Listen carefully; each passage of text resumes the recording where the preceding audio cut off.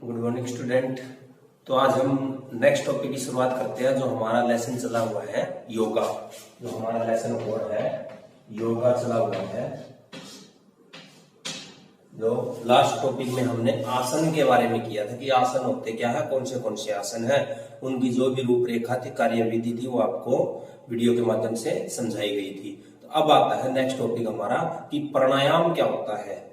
जो हमारे योग के 8 अंग है, आपके एमसीक्यूज में क्वेश्चन आ सकता है कि योग के कितने अंग हैं, तो योग के 8 अंग है। तो 8 अंग में हमारा नेक्स्ट टॉपिक आता है कि प्राणायाम होता क्या है। कि प्राणायाम 2 शब्दों से मिलकर बना है, प्राण प्लस आयाम।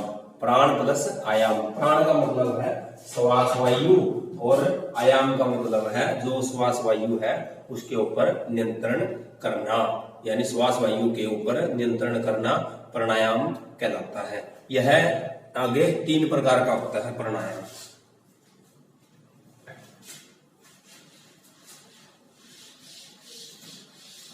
एक तो है पूरक, इसके 3 अंग है। प्राणायाम के 3 अंग है। 3 अंगों के अंदर इसको डिवाइड किया गया है कि पूरक, उसके बाद में आता है रेचक,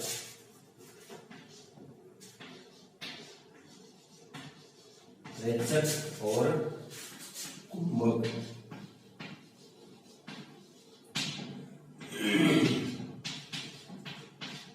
पूरक होता है श्वास वायु को लेना, यानी वायु को सांस लेना, सांस लेना पूरक बोला जाता है, यानी सांस या श्वास। और श्वास या सांस, श्वास छोड़ना,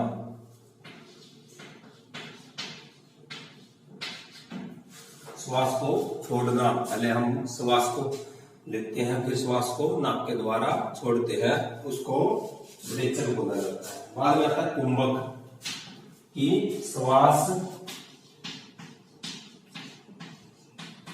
रोकना, यानी श्वास लेना, फिर कुछ समय के लिए हम जब भी हम कोई भी क्रियाविधि हम करते हैं उसके अंदर हम क्या करते हैं, श्वास लेते हैं, फिर सांस को अंदर रोके रखते हैं, उसको बोलते हैं कुंभक। की श्वास को रोके रखना कुंभक कहलाता है और श्वास को छोड़ना रेचक कहलाता है। ये हमारे 3 अंग है इसके, कि प्राणायाम के हमारे 3 अंग है। अब आती है बात आगे कि प्राणायाम के प्रकार कितने हैं। आगे इसके हैं प्रकार की प्राणायाम के कितने टाइप्स हैं, प्रकार कितने हैं प्राणायाम ऑफ टाइप्स। तो इसके क्या है 8 प्रकार है। जिस प्रकार आसन के 8 अंग थे उसी प्रकार प्राणायाम के भी 8 टाइप्स हैं, यानी 8 प्रकार का प्राणायाम होता है। कि सूर्यवेदी प्राणायाम, सूर्यवेदी प्राणायाम में हम वैकल्पिक रूप से हम सांस को लेते हैं और हम जो हमारी पीत और आमाशय है उसकी क्रियाविधि होती रहती है। उसके बाद में उज्जयी प्राणायाम है, जिसको हम ध्वनि प्राणायाम भी बोले जाते हैं, यानी ध्वनि श्वास प्राणायाम भी बोले जाते हैं। मस्तिष्क को यह तेज बनाती है और हमारी जो आंतरिक शरीर की गर्माहट है जो है उसको उत्पन्न करती है। तो दिल के जोखिम को यह जो प्राणायाम है वह कम करता है। सांस की जो बीमारियां हैं इससे, जैसे अस्थमा वगैरह की बीमारियां ऐसे जूझ रहा है व्यक्ति, तो उज्जयी प्राणायाम करने से वह दूर हो जाती है। उसके बाद में आता है कि शीतकारी प्राणायाम। कि शीतकारी प्राणायाम क्या है, यह हमारे जैसे हम दांत वगैरह जो हमारे मजबूत करने हैं तो शीतकारी प्राणायाम कहलाता है। इससे मुंह खुलने से सांस और नाक के माध्यम से सांस छोड़ा जाता है। शरीर के तापमान और रक्तचाप को यह जो शीतकारी प्राणायाम है यह कम करता है। उसके बाद में आता है कि शीतली प्राणायाम क्या है। कि शीतली प्राणायाम, इसको हम ठंडी हवा बोलते हैं। जिस प्रकार हम मुंह को एक जो जीभ है हमारी उसको एक आकृति बना लेते हैं और अपने अंदर हवा खींचते हैं, और जिसको शीतकारी प्राणायाम बोला जाता है। कि इसमें व्यक्ति अपनी जीभ को घुमाकर बाहर निकालता है और अपने छेद के माध्यम से सांस लेता है। तो अपने अंदर श्वास लेता है, तो एक ठंडी हवा हमारे अंदर जाती है, इसको शीतली या ठंडी हवा वायु लेते हैं जब, उसको प्राणायाम बोला जाता है। और हमारा जो फिर मुंह बंद करके नाक के द्वारा हम सांस को छोड़ देते हैं। इससे हमारी जो तंत्रिका प्रणाली है और जो ग्रंथियां हैं वह उनको अंदर शीतकाली जो प्राणायाम है, शीतली प्राणायाम, वह ठंडक पहुंचाता है। उसके बाद में आता है भस्त्रिका प्राणायाम। ये भस्त्रिका प्राणायाम यह एक अग्नि के समान होता है कि हम हमारे सामने एक जो भी मोमबत्ती या दिया लगा लेते हैं और जो उसकी दृष्टि है, लो है उसकी तरफ हम देखते हैं। इससे हमारी आंखों की रोशनी वगैरह अच्छी हो जाती है। तो इस प्रक्रिया में जो हमारी पेट की भी श्वसन प्रक्रिया है, यानी हमारे पेट श्वसन प्रक्रिया में शामिल होते हैं।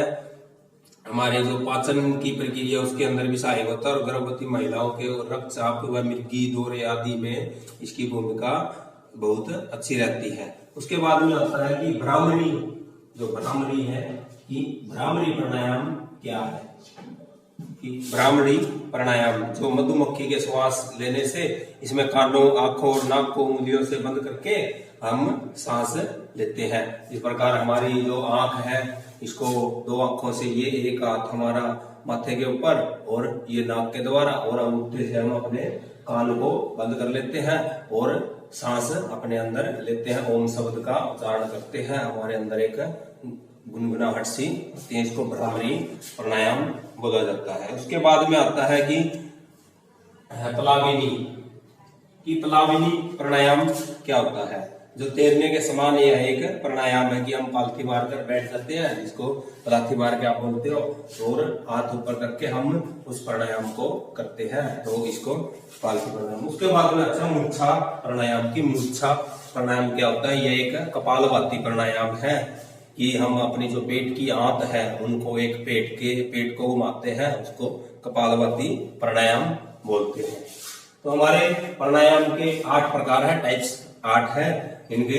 ये क्वेश्चन आ सकता है आपके एमसीक्यूज में कि प्राणायाम क्या होता है या कैसे है, प्राणायाम के कितने टाइप्स हैं। तो एमसीक्यूज में आपके बहुत क्वेश्चन बन जाते हैं, तो आप ये कर लीजिए। ये प्राणायाम के 8 प्रकार है।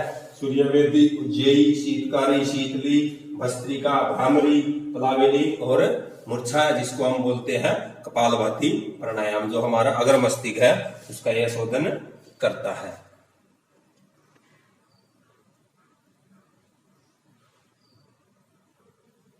इसके बाद में आता है कि हमारी यौगिक क्रियाएं।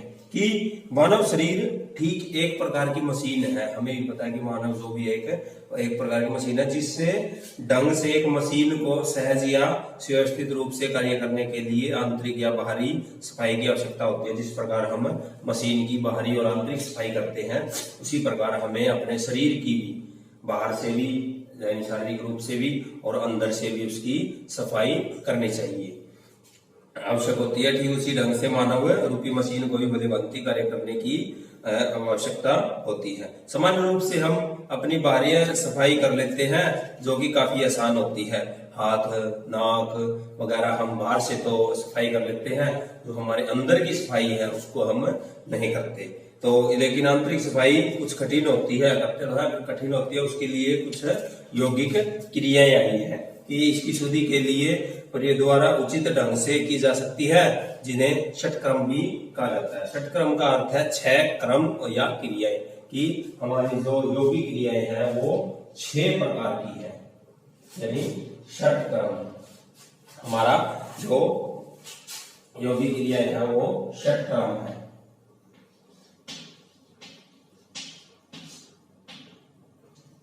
ये 6 प्रकार की क्रम या क्रियाएं के हमारे जो आंतरिक है उसकी हम अब आंतरिक रूप से हमारे शरीर की किस प्रकार सफाई होती है, इन क्रियाओं के माध्यम से आपको पढ़ाया जाएगा। कि सबसे पहले आता है कि हमारी नेति क्रिया क्या है।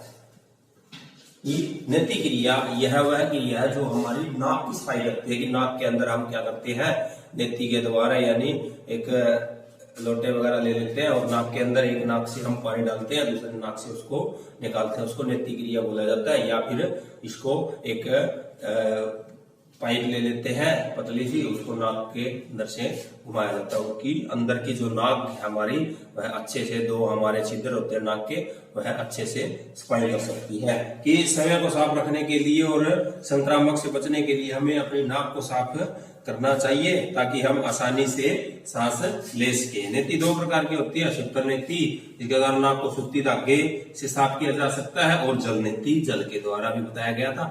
या तो एक पाइप ले लेते हैं या कोई धागे से हम अपनी नाक को साफ कर सकते हैं। कुछ लोग घी और दूध का भी उपयोग करते हैं, जिसके द्वारा हम अपनी नाक को साफ कर सकते हैं। उसके बाद में आता है हमारी कि धोती क्रिया क्या है। यह भी हमारी एक जो अंदर की है धोती। क्या करते हैं, हम एक धोती ले लेते हैं सूती, उसका लंबा सा उसको वो बना लेते हैं और हमारे अंदर उसको डाल देते हैं। कुछ समय के लिए अंदर रख लेते हैं, फिर उसको हम बिल्कुल आराम आराम से निकाल लेते हैं। जो भी उसके अंदर हमारे शरीर के अंदर हाथ की सफाई धोती क्रिया के द्वारा हो जाती है। हमारे हाथ के अंदर जो भी वेस्ट पदार्थ है वो सारे के सारे उस धोती के चिपक जाते हैं, और उसको हम मुंह के द्वारा उसको बाहर निकाल देते हैं। कि जो हमारे शरीर की आंतरिक भाग जैसे पाचन तंत्र है, छाती है, मुंह है, मलाशय है, इसकी सफाई उपयोग किया जाता है। धोती के प्रकारों में कुछ है कि जल नेति और गर्म नमकीन पानी का भी हम इसका प्रयोग करते हैं, कि गर्म पानी पी के हम उसको भी हम इसके प्रयोग से साफ कर सकते हैं। एक कीटाणु मुक्त टुकड़े को और वस्त्रा धोती जो आंतरिक सफाई के लिए श्वास का उपयोग कर सकती है। उसके बाद में आती है कि हमारी बस्ती क्रिया क्या है। कि जो हमारी बस्ती क्रिया यह एक एनिमा की तरह होती है। बस्ती भी हाथ को ही है, भी जो बस्ती है वो भी हाथ को ही साफ करती है। मलाशय के माध्यम से पानी और हवा का चूषण भी करती है, कि हमारा मलाशय उसके अंदर अगर पानी वगैरह हुआ उसके जो भी अपशिष्ट पदार्थ है उनको सोख कर यह हमारे अंदर की सफाई को कर देती है, जो भी हमारे अपशिष्ट पदार्थ है। उसके बाद में आती है नौली क्रिया। कि नौली क्रिया क्या होती है, कि यह पेट को हिलाकर आंतों को, यह हमारा जो पेट है उसको आंतों को हिलाकर उत्तेजित करने की एक विधि है, जो जिगर को मजबूत बनाती है और पाचन शक्ति को बढ़ाती है तथा मल उत्सर्जन में मदद करती है। कि हमारे जो भी पाचन की क्रिया है उसकी परिपूर्ण करना इस नौली क्रिया का है, कि पेट की मालिश करना इसका कार्य होता है। जो भी हमारी पचाने की क्रिया है, कि हम कहाँ से खाते हैं, कहाँ जाकर हमारा भोजन वगैरह पकता है, उस सारी कार्य विधि को नौली क्रिया बोला जाता है, और हमारे पेट की भी मालिश इसके द्वारा होती है। उसके बाद में आ जाता है कि त्राटक क्रिया। जो हमारी योगिक क्रिया है उनमें एक त्राटक क्रिया है, कि यह हम पहले बताया गया एक मोमबत्ती के सामने हम यह उसके अंदर भी आते हैं प्राणायाम, और हमारी तरह योगिक क्रिया इसके अंदर भी मोमबत्ती जला लेते हैं, उसकी हम लो को देखते रहते हैं, हमारी आंखों की चमक इससे हो जाती है। कि आंखों और मस्तिष्क पर ध्यान केंद्रित करने के लिए प्रशिक्षित करती है। यह क्या करता है कि क्षमता में सुधार लाता है तथा दृष्टि विकार वाले मरीजों के लिए एक वरदान साबित होती है। जो दृष्टिहीन व्यक्ति होते हैं, यानी जिनको बहुत कम दिखता है, उनके लिए बहुत ही यह लाभदायक है, कि यह क्रिया हमें करनी चाहिए। उसके बाद में हमारा कपालभाति। जो हमारी कपालभाति है, पेट के आंतों की सफाई इस कपालभाति क्रिया के द्वारा हो जाती है। तो हमारा जो टॉपिक था +1 फिजिकल एजुकेशन के अंदर, कि हमारा प्राणायाम क्या है, इसके कितने अंग हैं, कितने इसके प्रकार है, टाइप्स कितने हैं इसके। उसके बाद में कि हमारी यौगिक क्रियाएं कौन सी है, कि हमारा हम बाहर की सफाई हम कर लेते हैं, आंतरिक सफाई को नहीं कर सकते, तो हम जो भी हमारी ये यौगिक क्रियाएं हैं, अच्छे क्रियाएं हैं, इनके द्वारा हम अपने अंदर की सफाई भी कर सकते हैं। तो हमारे आज के यही टॉपिक था कि हमारा प्राणायाम और योगिक क्रिया क्या है, इनको डिफाइन कीजिए।